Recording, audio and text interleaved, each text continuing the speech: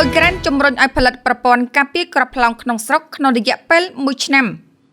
លោកប្រធានាធិបតី Volodymyr Zelensky បាននិយាយកាលពីថ្ងៃទី19 ខែមេសាតាមកញ្ចក់ទូរទស្សន៍ជាតិថាអ៊ុយក្រែនដោយមានការគាំទ្រពីដៃគូអឺរ៉ុបរបស់ខ្លួនមានគោលបំណងអភិវឌ្ឍប្រព័ន្ធការពារដែនអាកាសប្រឆាំងមីស៊ីលផ្លោងក្នុងរយៈពេល1ឆ្នាំដោយស្វែងរកការកាត់បន្ថយការពឹងផ្អែកលើប្រព័ន្ធ Patriot ដែលផលិតដោយសហរដ្ឋអាមេរិក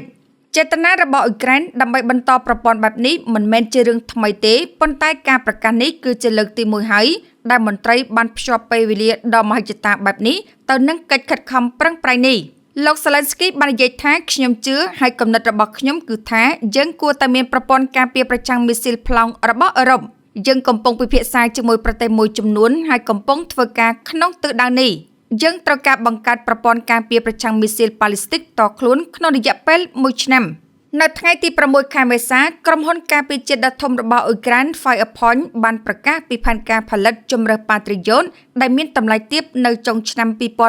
2027 Firepoint ដែលផលិតកាំជ្រួច Flamingo ផងដែរនោះកំពុងអភិវឌ្ឍ model មីស៊ីលផ្លាំងអ៊ុយក្រែនថ្មីដែលជាបច្ចេកវិទ្យាដែលអ៊ុយក្រែនរហូតមកដល់ពេលនេះមិនអាចផលិតបានតាមទំហំZelensky បានទទួលស្គាល់បញ្ហាប្រឈមប៉ុន្តែបាននិយាយថាការផលិតប្រព័ន្ធបែបនេះក្នុងរយៈពេល1ឆ្នាំគឺប្រកបនិយមដោយលើកហេតុផលថាឧបសគ្គចម្បងគឺការចូលទៅកាន់សមាសធាតុសំខាន់វាត្រូវបានបញ្ជូនជាលើកដំបូងទៅកាន់អ៊ុយក្រែនក្រោមការគ្រប់គ្រងរបស់ Biden នៅនីតិខែរដូវឆ្នាំ2023ប្រព័ន្ធ Patriot កម្រិតខ្ពស់នៅតែជាប្រព័ន្ធមីស៊ីលពីដីទៅអាកាសតែមួយគត់នៅក្នុងឃ្លាំងអាវុធរបស់អ៊ុយក្រែនដែលមានសមត្ថភាពទប់ទល់នឹងការគំរាមកំហែងមីស៊ីលផ្លោងរបស់ទីក្រុងម៉ូស្គូ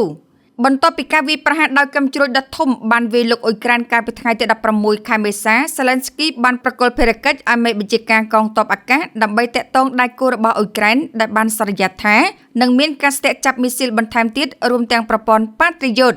Zelensky បានសរសេរថាវាមានសារៈសំខាន់ណាស់ក្នុងការបំពេញរាល់ការសន្យានៃជំនួយរបស់អ៊ុយក្រែនទាន់ពេលវេលា